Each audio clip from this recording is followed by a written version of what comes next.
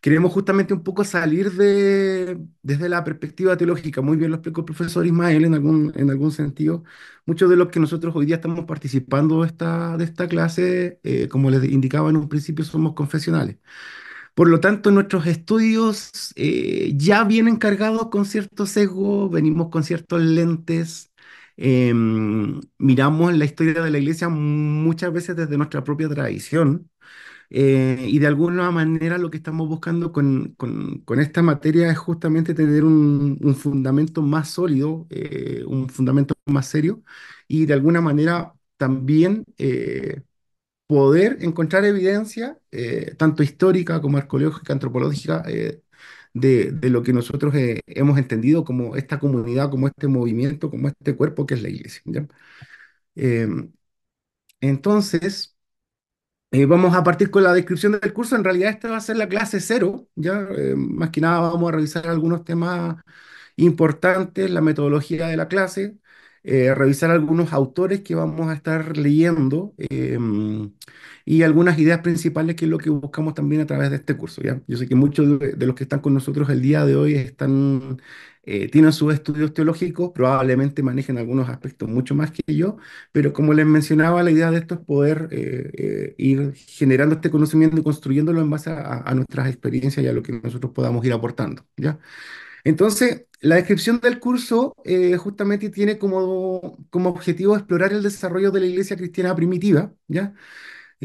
Me complica la palabra primitiva a veces. Un amigo siempre decía que los primitivos somos nosotros, en realidad como la iglesia temprana o la iglesia primera, de esta primera iglesia de alguna forma queremos entenderlo. Entonces, desde una perspectiva multidisciplinaria que abarca las ciencias bíblicas, y acá vamos a tocar quizás algunos elementos de algunas disciplinas, ¿no es cierto? De la sociología, la antropología, la historia y la arqueología, que todos estos elementos en realidad están recogidos dentro de las investigaciones que muchos de los autores que vamos a revisar y las autoras que vamos a revisar en este curso nos van a permitir acercarnos, ¿ya? Y además, sumando a eso, insisto en esto, desde sus propias profesiones, desde sus propias experiencias y desde lo que nosotros estemos desarrollando. Entonces, para ofrecer una comprensión profunda y crítica del surgimiento y expansión del cristianismo en sus primeros siglos, ¿ya?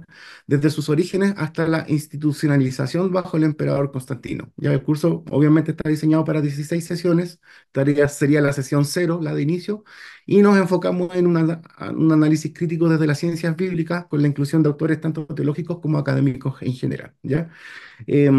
Para los que son de iglesia, de alguna manera, normalmente no estamos tan acostumbrados a revisar material que no sea teológico. Entonces, de alguna forma, esta también es una invitación un poco a expandir nuestra mirada, a entender quizás que desde el paradigma de que tenemos que leer solamente la Biblia o que tenemos que leer solamente autores que estén dentro de nuestra confesión o dentro de nuestro espectro de la cristiandad, no quita que de alguna manera nosotros también podamos encontrar luz, podamos encontrar revelación a través de las personas que de alguna forma han podido desarrollar el estudio serio de estos elementos. Así que, y acá quiero hacer una pregunta. ¿Por qué consideran ustedes que es importante estudiar la historia de la iglesia primitiva? Ahí hay algunas ideas, pero me gustaría escucharles. Si alguien quiere participar, abra su micrófono nomás. Estamos en confianza. ¿Por qué es importante hoy, pasando, ¿no es cierto?, el año 2000, estudiar la historia de la iglesia, o de la iglesia primera, de la Se iglesia me, temprana? se me ocurre que básicamente en lo que es historia siempre es relevante porque es importante saber cómo se originan las cosas. Por lo menos en mi caso, para mí es relevante porque quiero entender lo que digo que creo. Entonces, para yo poder entenderlo, tengo que ir hasta donde se originó. Y bueno, eso involucra la historia, involucra eh, la iglesia primitiva. Entonces, partiendo de cuál es el origen de cada una de estas posturas, entonces yo creo que por ahí habría esa relevancia. Sí, es súper importante lo que nos menciona Ángel, justamente, y como dice una frase que se utiliza mucho, sobre todo en nuestro país, en Chile, de hecho hay un medio periodístico que lo menciona, dice que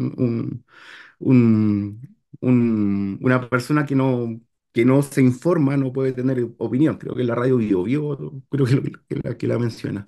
Pero justamente un pueblo que no conoce su historia, en realidad, como diría otra frase, está condenado a repetir de alguna forma la historia de manera cíclica. Entonces, es súper importante en eso. Y es súper importante también entender quién escribe esa historia, como lo decía Ángel. O sea, si yo siempre lo he visto como desde esta perspectiva, cuando tú ves un hecho, tú tienes, ustedes saben como comentaba Ismael, trabajo en comunicaciones, dependiendo de la línea editorial de un canal o dependiendo de la línea editorial de un medio periodístico, tú vas a tener la información. Por lo tanto, en la historia de la iglesia, dependiendo de quién escriba, dependiendo de quién le pague a quien escriba, que lo vamos a ver más adelante, vamos a tener justamente esta lectura de la historia, ¿ya? Entonces, a pesar de que efectivamente tenemos datos, tenemos relatos, al final del día también siempre va a haber un grado de subjetividad, a pesar de muy connotado que sea el historiador, ¿no es cierto? Va a haber un grado de influencia en ese sentido. ¿Alguien más que me pueda ayudar con alguna de estas ideas? ¿Por qué es importante estudiar la historia de la iglesia hoy? Yo en lo personal, pastor, bueno, para mí me interesa muchísimo hacer un parangón de cómo se adoraba a Dios en la antigüedad y cuán lejos estamos nosotros hoy día como iglesia con respecto a los inicios de la iglesia. Ya, buenísimo. Gracias, John. Justamente ahí, claro, ahí entramos en un tema quizás un poquito más en la praxis nuestra, ¿no es cierto? Para los que somos confesionales, en la praxis, de alguna manera ver qué tan cerca o qué tan lejos estamos un poco del modelo primitivo, del modelo original, podríamos llamarlo de alguna manera, y cómo esta dinámica, un poco de la construcción, que lo vamos a ir viendo en algunas diapositivas más adelante, cómo la dinámica de la historia de la iglesia va moviéndose, va transitando a través de la historia, a través de su contexto, a través de las influencias, a través de los procesos que va enfrentando. Entonces lo vamos a ir justamente descubriendo. No sé si alguien más también quiere aportar desde su perspectiva.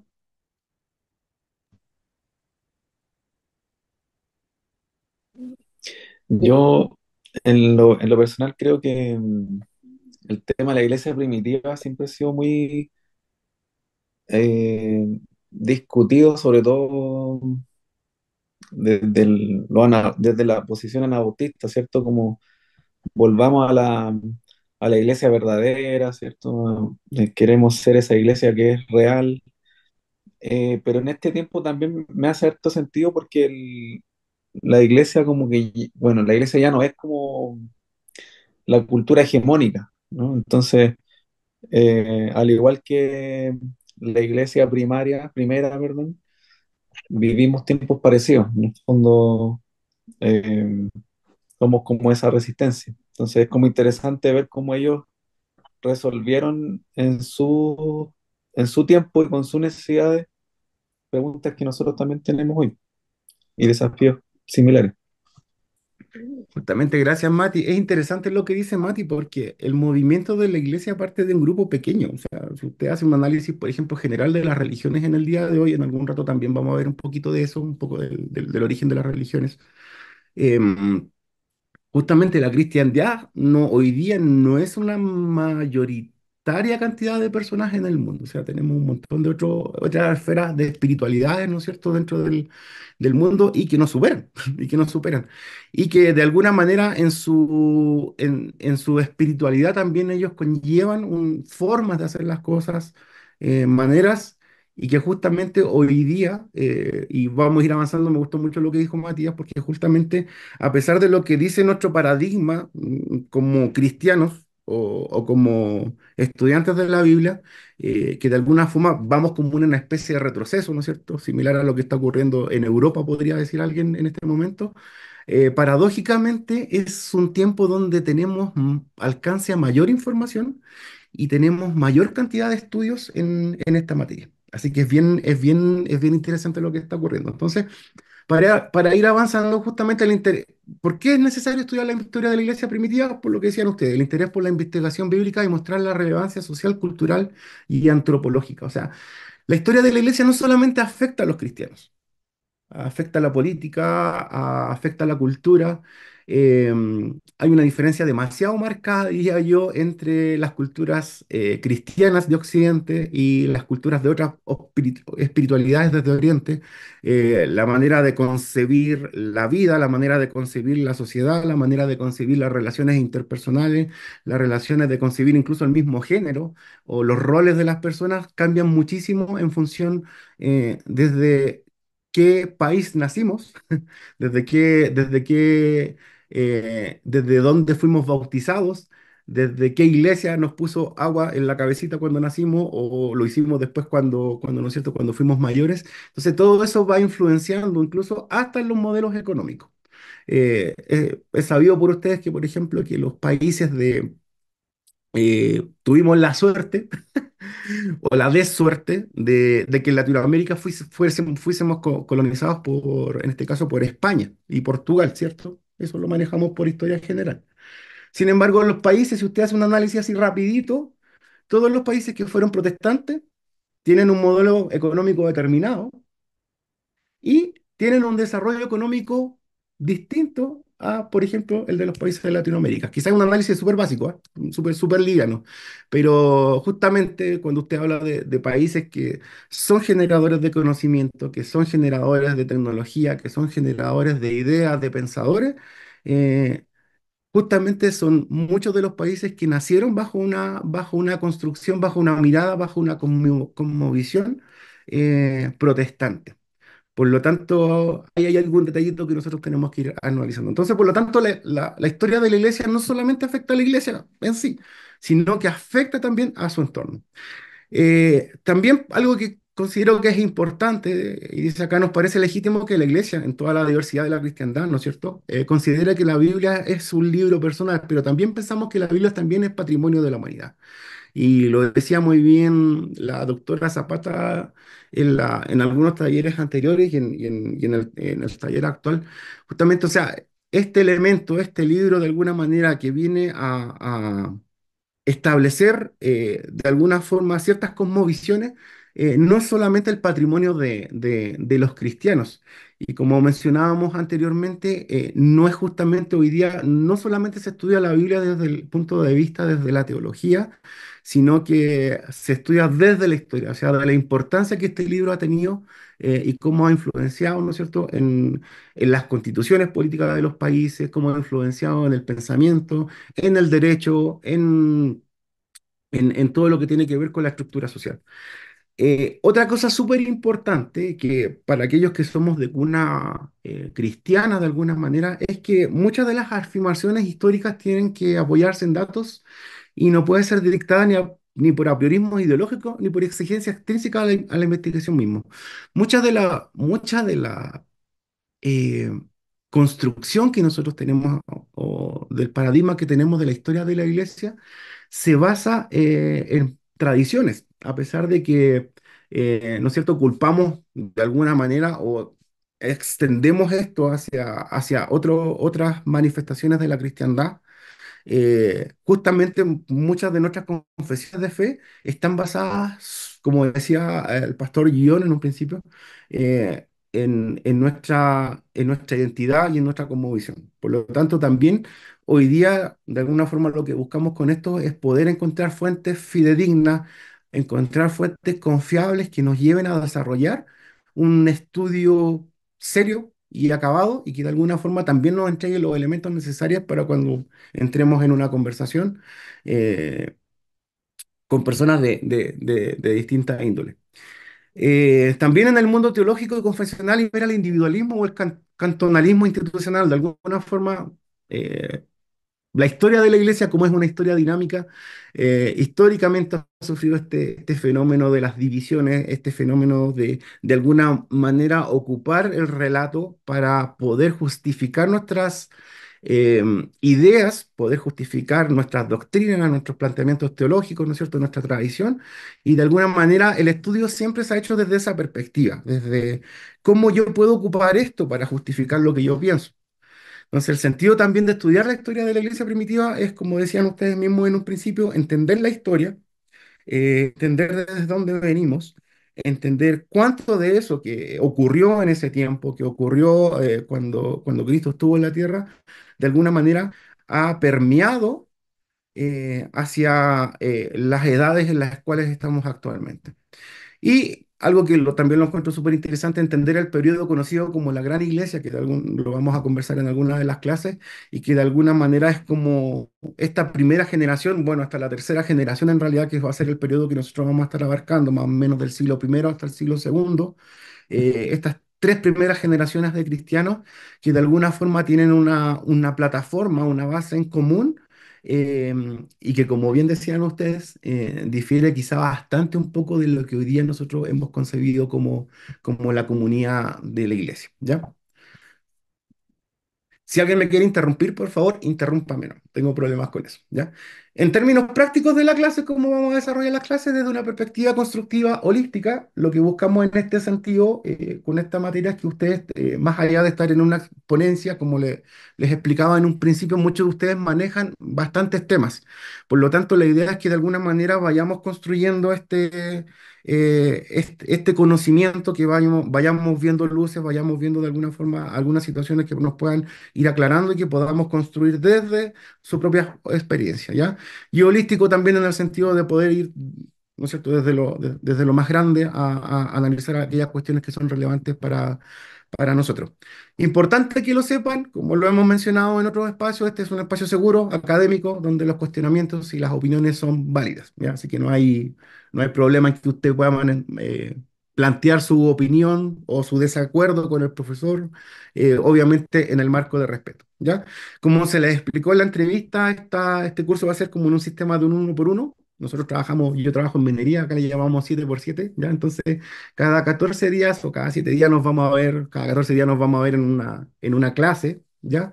Y vamos a usar este recurso del Flighted Classroom, ¿ya? ¿No es cierto? Que tiene como objetivo que después de la semana que nosotros tengamos esta sesión, ustedes van a tener una semana para poder leer, para revisar el material que revisemos durante de la clase, para realizar algunas actividades dependiendo del módulo, si es diplomado o es licenciatura, y poder de alguna forma ir avanzando en ese sentido. Así que la idea tampoco es recargarles demasiado, eh, para que podamos de alguna forma también ir disfrutando este tema del estudio, ¿ya?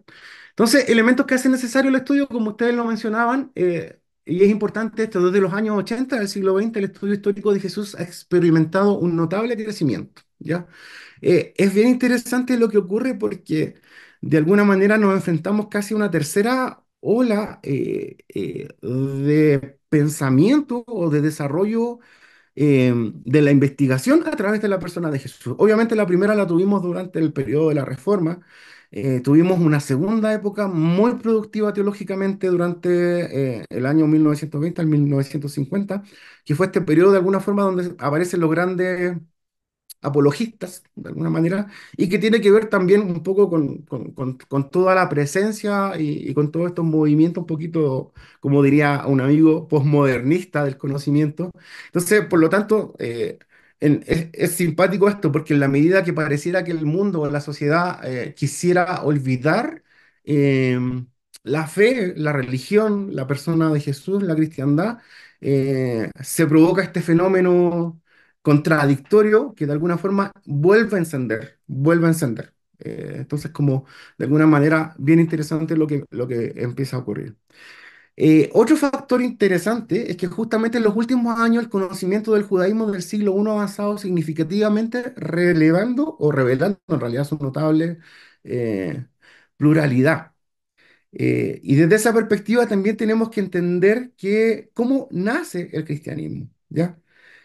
Para muchos estudiantes nuevos, más nuevos, ¿no es cierto? Entendemos la fe cristiana como este punto de inflexión en la historia, y así se nos ha enseñado de alguna manera que Cristo aparece en la tierra, y desde ahí inicia esta lógica. Pero cuando nosotros, como bien decía Ángel, nosotros analizamos la historia, empezamos a ver, esto se empieza a entender desde perspectivas distintas. Entonces, empezamos a observar que en realidad este cristianismo no nace como un cristianismo, ¿ya? Sino que nace como un movimiento dentro del judaísmo, ¿cierto?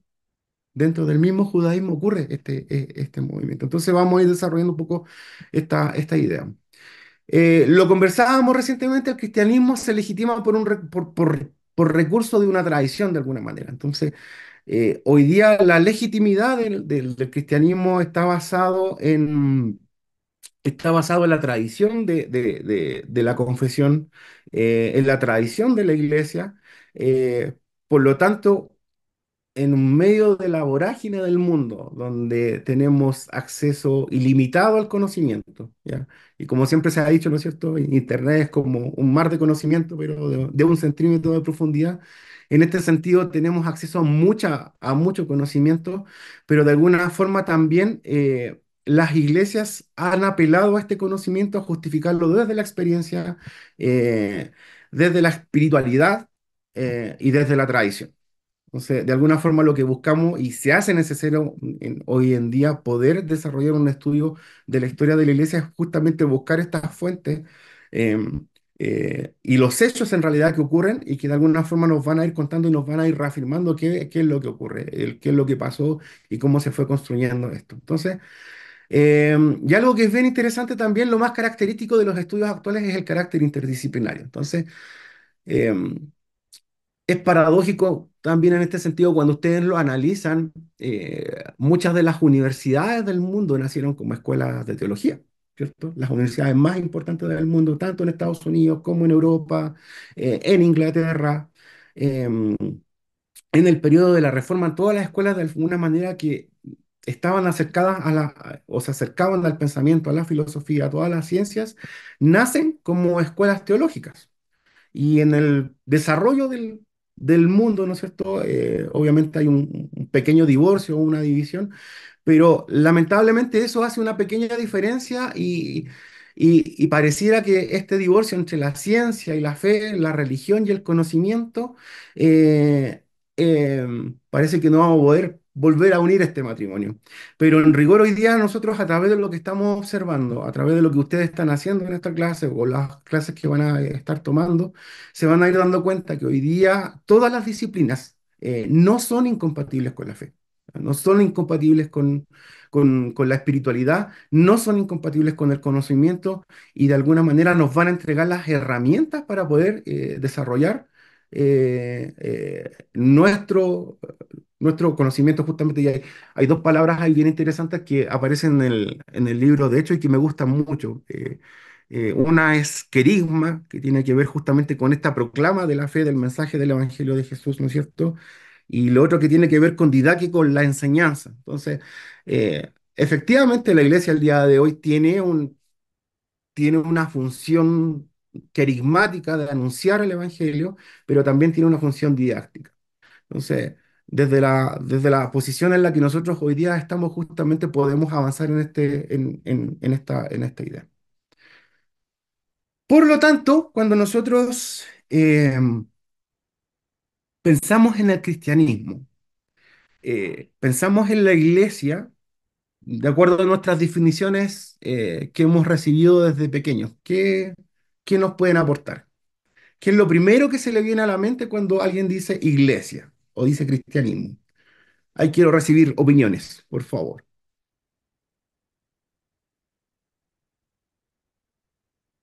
para que no se me queden dormidos. Cuerpo de Cristo, Cuerpo de Cristo, justamente, y lo hemos leído, ¿ya? ¿Qué más?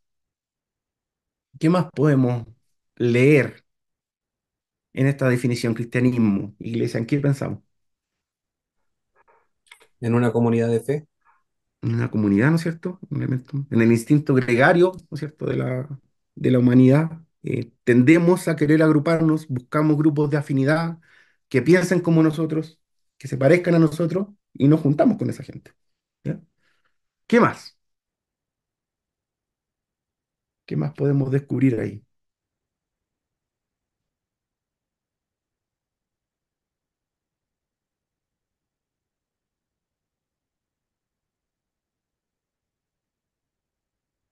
Con confianza nomás.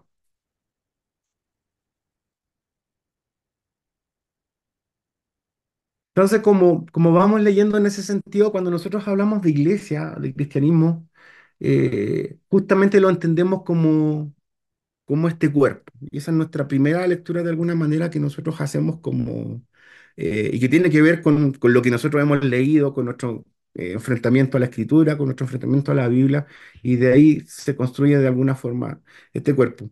Ahora, si queremos usar esa imagen, si queremos usar la imagen del cuerpo, ¿este cuerpo está vivo o está muerto? ¿Cierto?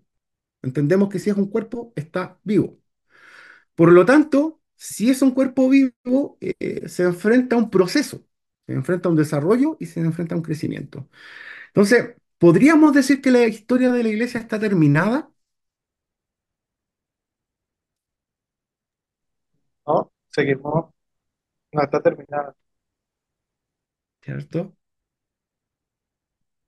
¿Podríamos decir que la historia de la iglesia ya está definida?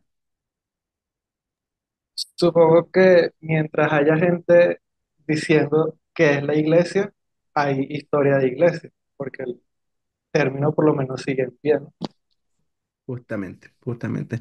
Entonces, de alguna forma, eh, y a mí me cuesta, yo creo que a mí personalmente me cuesta entender como, de alguna forma, esto como un organismo vivo, como un movimiento que comienza a desarrollarse y de alguna forma me gusta este lema que ocurre en la reforma de esta iglesia reformada, siempre reformándose, ¿no es cierto? Pero en realidad es súper profundo en el sentido de que la iglesia es un movimiento, es una instancia dinámica que no deja de transformarse y no deja de crecer. Entonces, por lo tanto, también de alguna forma la historia de la iglesia se sigue construyendo y en ese mismo momento, cuando nace, ¿no es cierto?, a través de la persona de Jesús el Nazareno, la iglesia comienza de alguna manera a expandirse, empieza a moverse, empieza a crear y empieza... Ay, ahora se me- y empieza a construirse como este cuerpo y empieza a tomar forma, ¿ya? Por lo tanto, uno de los autores que nosotros vamos a leer, que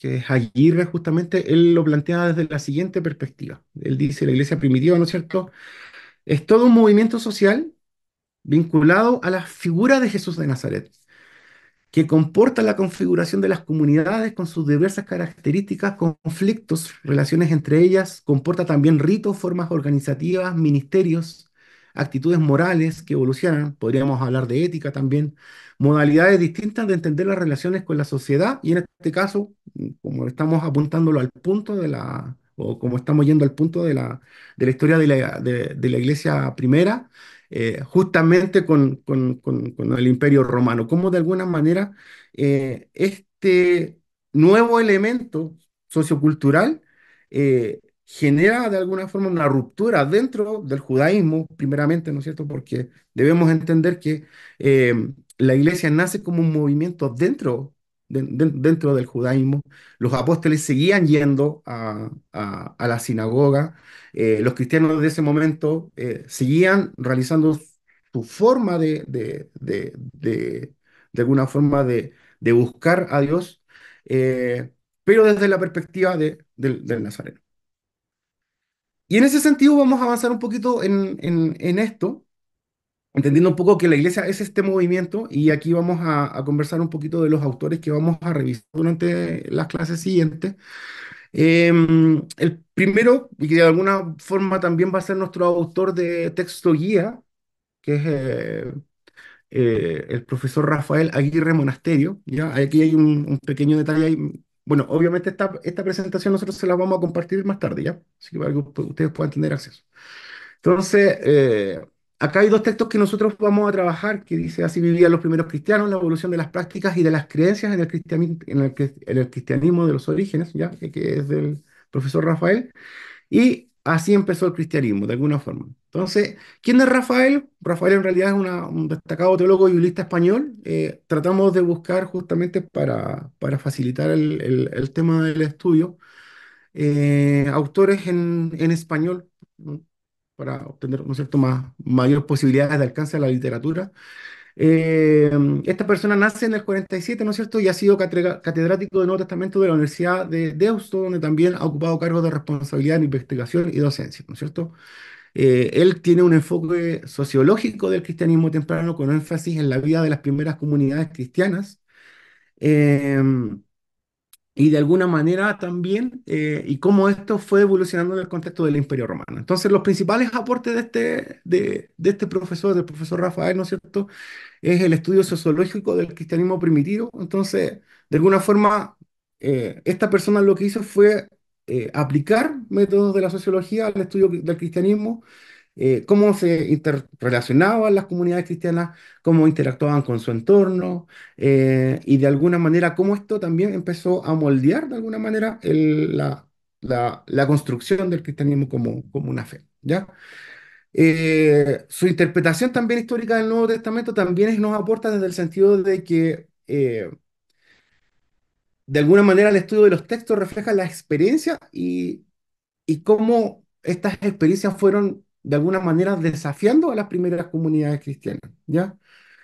Algo que también es importante, que tiene que ver justamente con el análisis de la misión y la expansión del cristianismo, y lo mencionábamos anteriormente, cómo de alguna forma este cristianismo sufre esta expansión a pesar de ser un grupo pequeño, un grupo minoritario, cómo de alguna manera comienza a permear toda la cultura y comienza a expandirse, ¿no es cierto?, por toda la zona.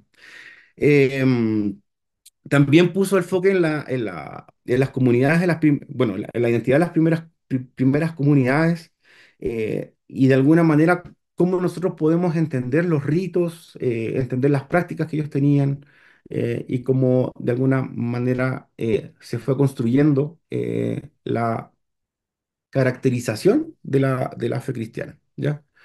Otro autor que nosotros también les vamos a facilitar, es el profesor James Dunn, ¿no es cierto? Él es autor del texto del Jesús recordado, ¿ya? Eh, es interesante porque, bueno, él ya partió hace poquito, en el año 20, ¿no es cierto? También, como menciona acá, fue un influyente teólogo británico y uno de los eruditos más destacados en el estudio del Nuevo Testamento, ¿ya? Y de la iglesia primitiva.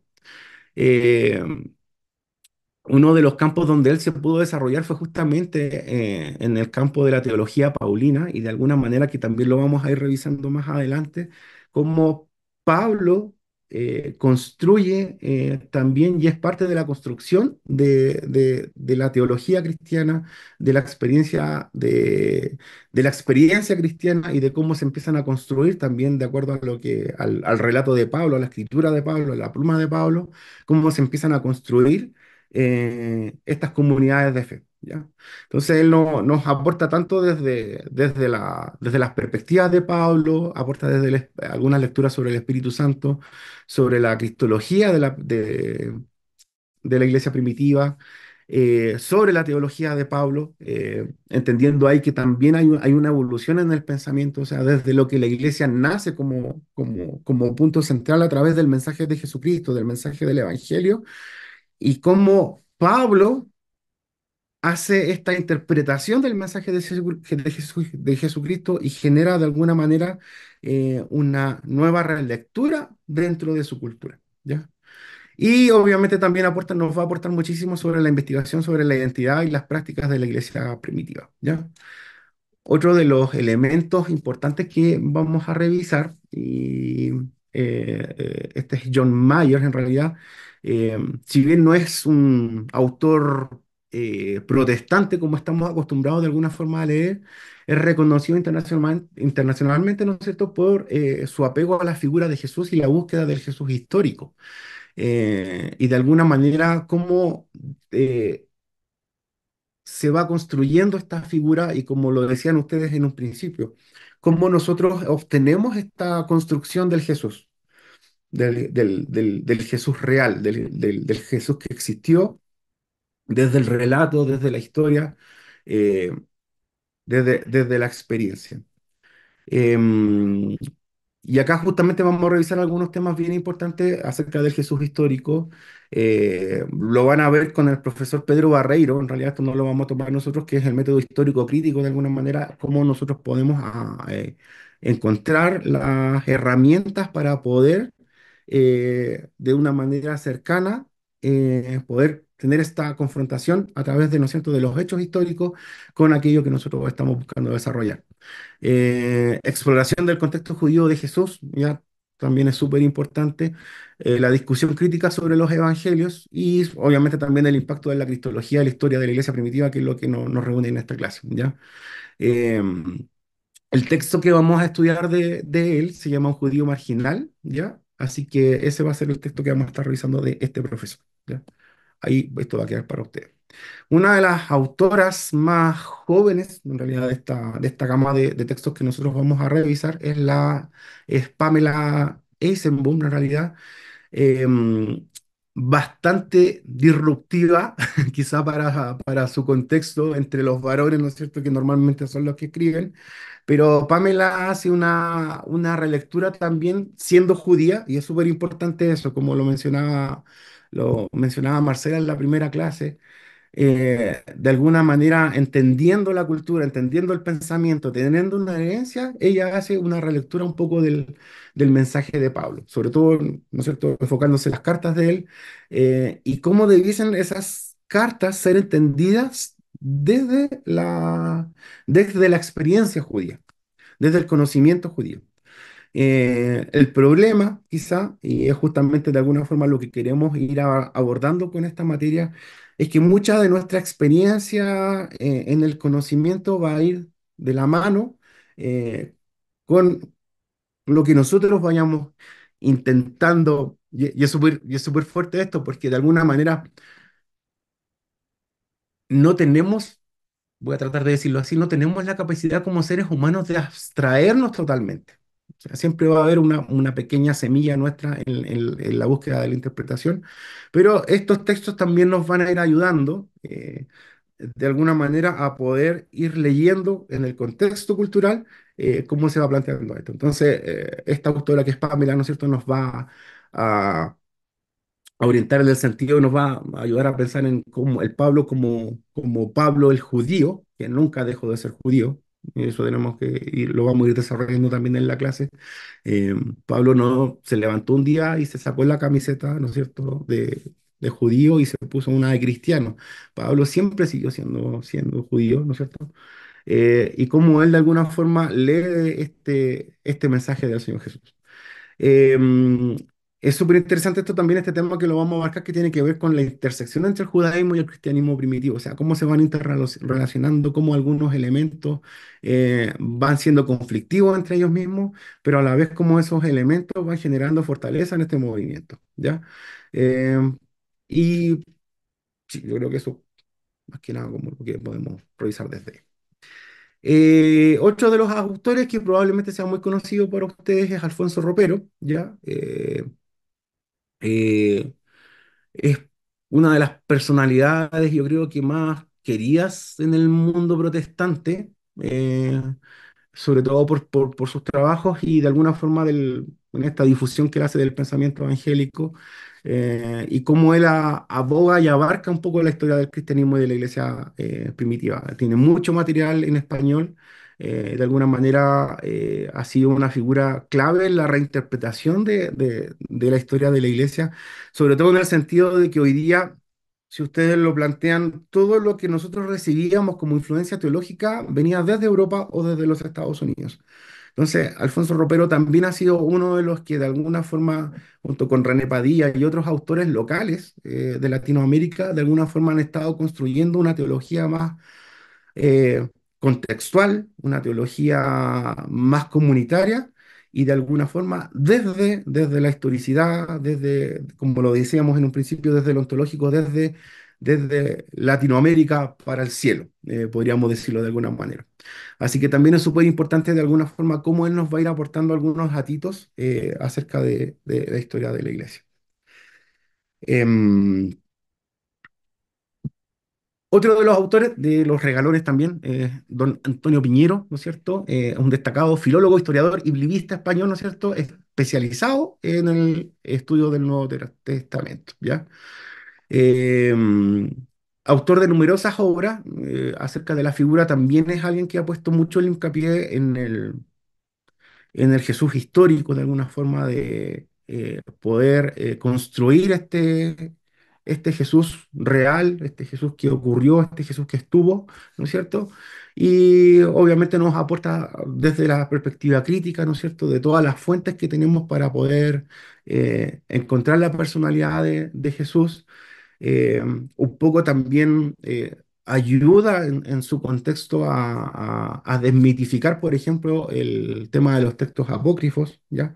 Recuerden que durante mucho tiempo todo texto que no era asimilado a la Biblia o a los cánones establecidos, ¿no es cierto?, eran mirados con muy mal ojo, pero acá también nosotros vamos a empezar a ir desarrollando que de alguna manera todos estos textos nos van aportando nuevas luces, nos van aportando nuevas situaciones, nos van aportando información, data que nos va a ir paradójicamente, en vez de desviarnos, acercándonos a un poco a lo que de alguna manera pensamos construir a través de esta historia de la iglesia, ¿ya?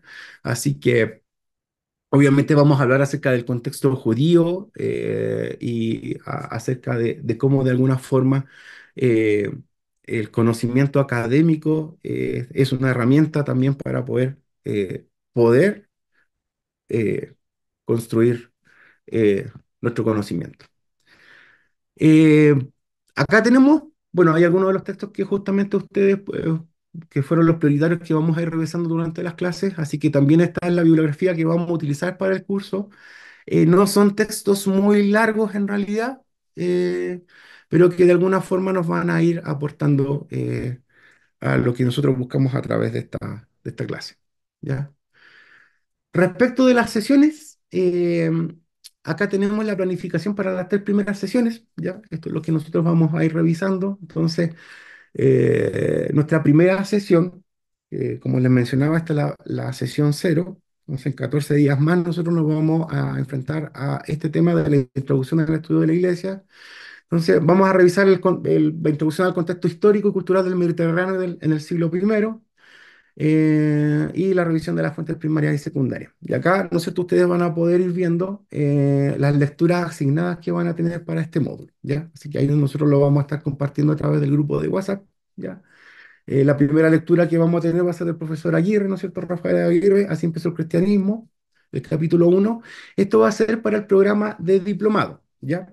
Entonces, el capítulo uno va a ser el proceso del surgimiento del cristianismo. Vamos a leerlo, ¿no es cierto? Nos vamos a encontrar en la clase y vamos a ir conversando acerca de estos temas, de lo que hemos podido extraer de cada uno de estos libros. En el caso del programa de la licenciatura, el texto va a ser el Jesús recordado del profesor James Dunn, ya para quienes están tomando el programa de la licenciatura. Así que ahí vamos a estar en la lectura del capítulo 5. Y para aquellos más avesados o avesadas que disfrutan la lectura, vamos a tener el texto de John Mayer, ¿no es cierto? Este sacerdote que se llama Un judío marginal. Entonces vamos a estar leyendo también ese texto, ese capítulo con él. Para la segunda sesión vamos a tratar el Jesús histórico, que era lo que comentábamos de alguna manera, como Meyer, Ropero y Piñero de alguna forma han tratado de construir esta temática. Y para esta semana, para la sesión 2 vamos a tener, ¿no es cierto?, estas lecturas que son el Jesús recordado de James Dunn, ¿ya? Eso es para las personas del diplomado. El judío marginal, ¿no es cierto? De John Mayer también, capítulo vamos a estar también leyendo para el programa de licenciatura. Y como lectura opcional vamos a tener esta aproximación al Jesús histórico de Antonio Piñero, ¿ya? Que sería el capítulo uno. Y la tercera semana vamos a estar revisando acerca de la persona de Saulo de Tarso, Em, obviamente introducción al contexto histórico y cultural y de alguna forma cómo se va construyendo esta figura de Pablo, ¿ya? Con un título bastante sugerente, ¿no es cierto? Pablo no fue cristiano. Vamos a leer este texto de Pamela Eisenbauer, el capítulo uno, y del doctor Piñero también vamos a estar leyendo la guía para entender a Pablo. Esto es de Editorial Trota. Así que para que se estén planificando más o menos, estos van a ser las 3 primeras sesiones que vamos a tener en nuestra clase. También les vamos a compartir el sílabo em, para que podamos ir ordenando, ¿no es cierto?, nuestro programa de historia